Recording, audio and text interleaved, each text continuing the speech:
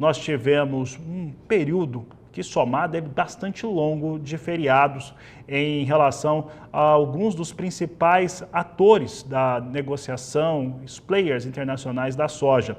Tivemos China com um feriado bastante prolongado, né? Começou há mais de uma sexta-feira, o feriado do Ano Novo Lunar. Os chineses ficaram completamente parados durante um pouco mais de uma semana. Aqui no Brasil nós tivemos quase uma semana parada por conta do carnaval. Nesta última segunda-feira foi feriado nos Estados Unidos, dia do presidente. Enfim, nós tivemos várias paradas em importantes players no mercado internacional.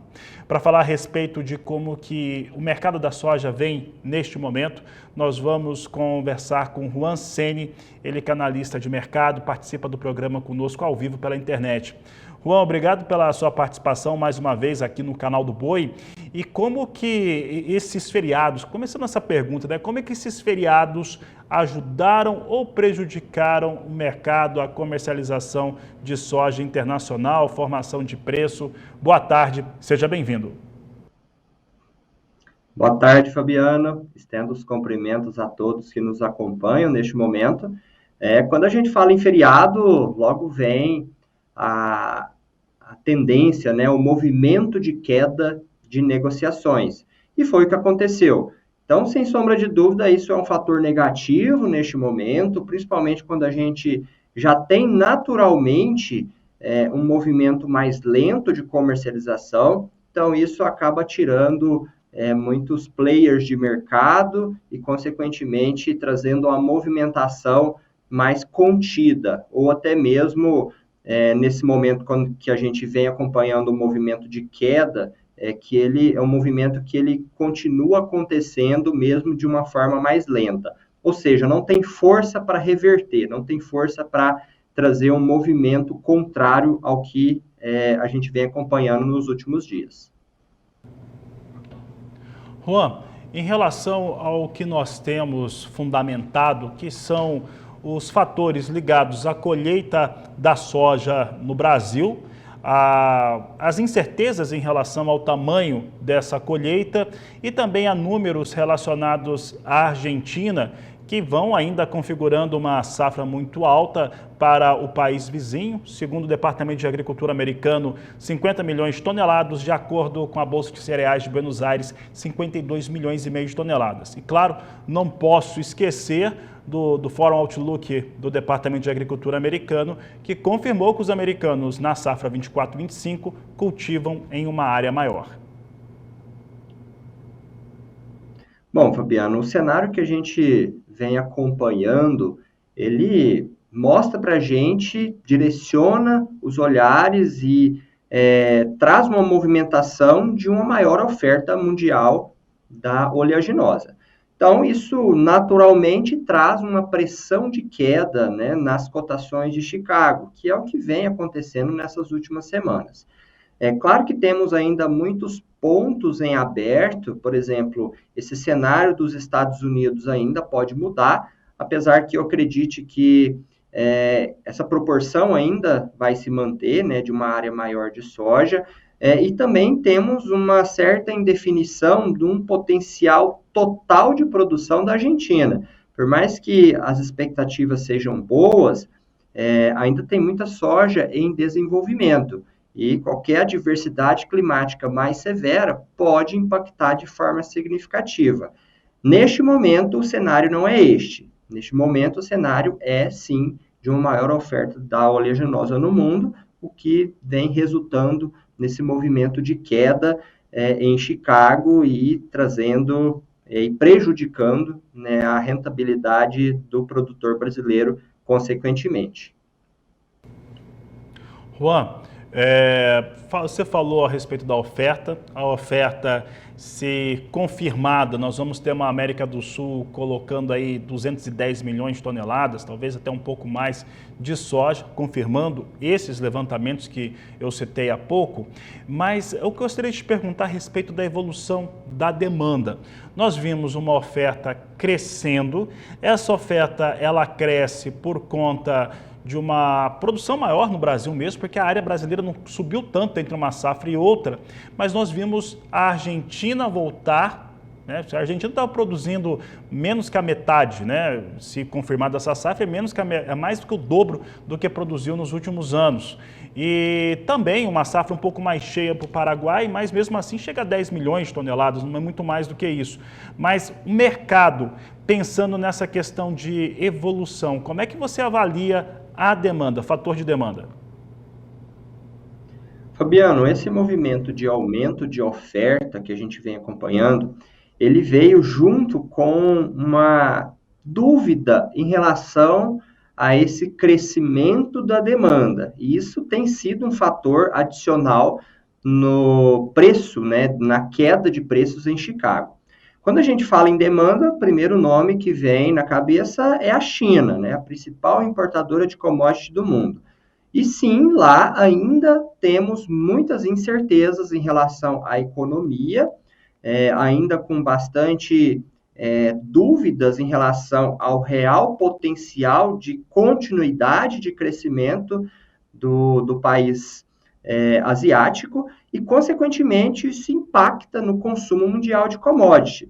Nesse momento, a China possui estoques adequados, estoques satisfatórios, ou seja, ela não tem uma demanda muito agressiva, ela não tem uma necessidade de comprar de forma agressiva no mercado por conta disso.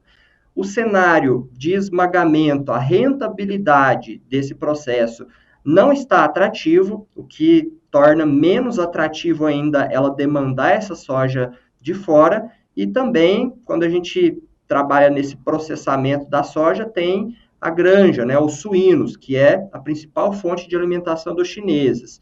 Então, ela também não está trazendo uma rentabilidade adequada.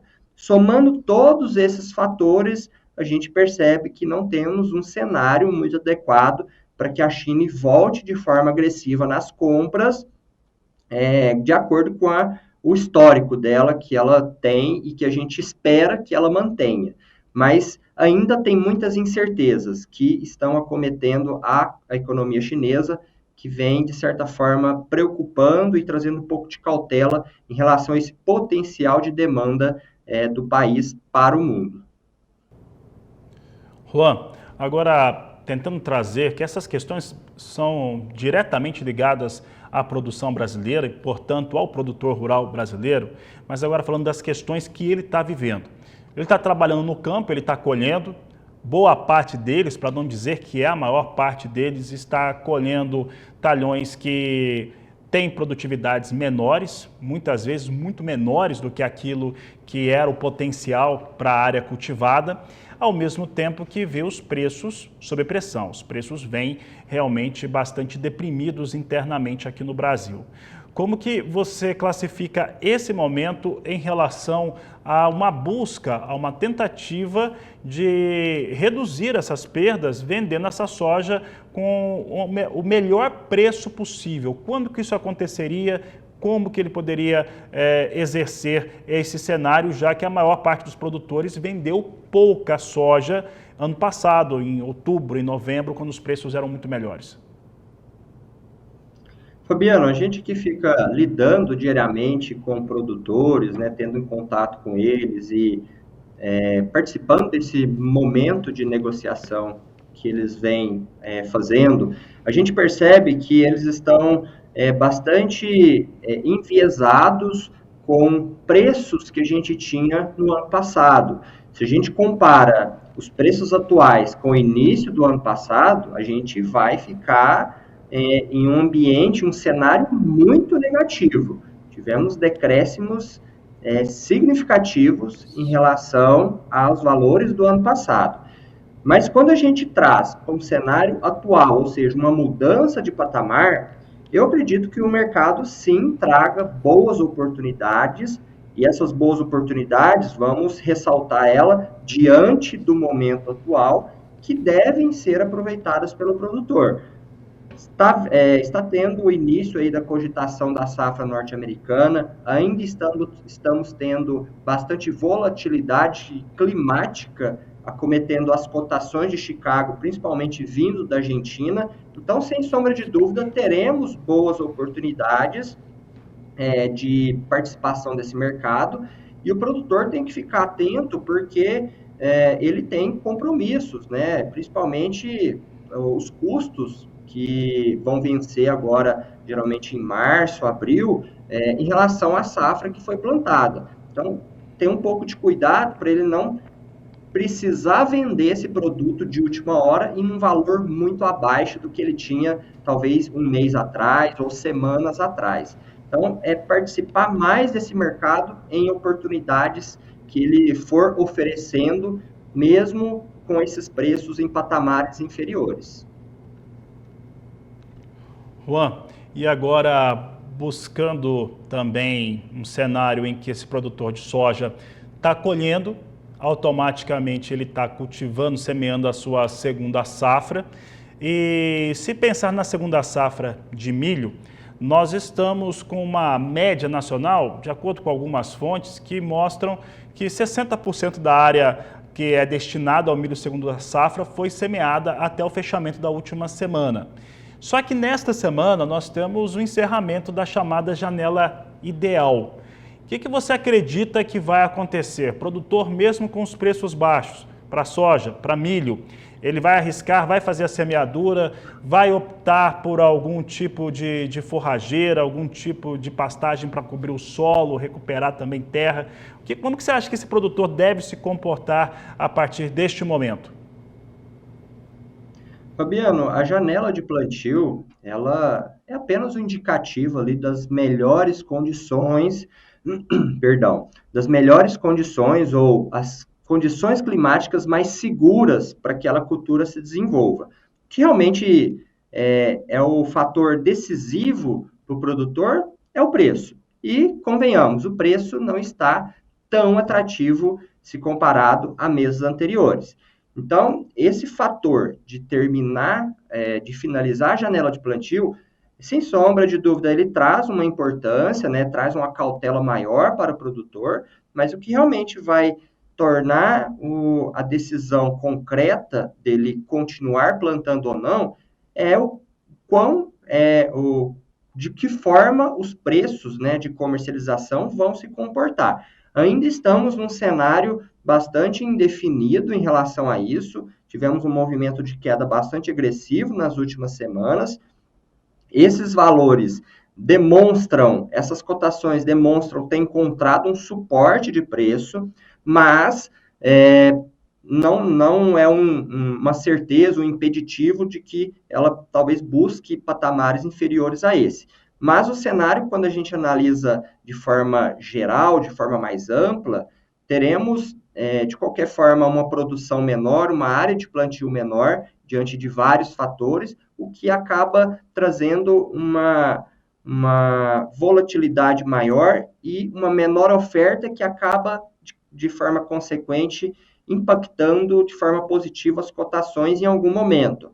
Acredito eu que esse movimento possa acontecer do segundo trimestre para frente, com mais certeza disso acontecer no segundo semestre, quando começa a chegar bastante demanda externa pelo milho brasileiro. O movimento de exportação, naturalmente, sazonalmente, tende a cair nesses próximos meses, dando lugar à soja e volta no segundo semestre. Então, eu acredito que a partir daí, os preços de milho poderão dar uma reagida, né, e, consequentemente, trazer uma rentabilidade melhor para o produtor que está plantando, que está desenvolvendo e cultivando essa cultura.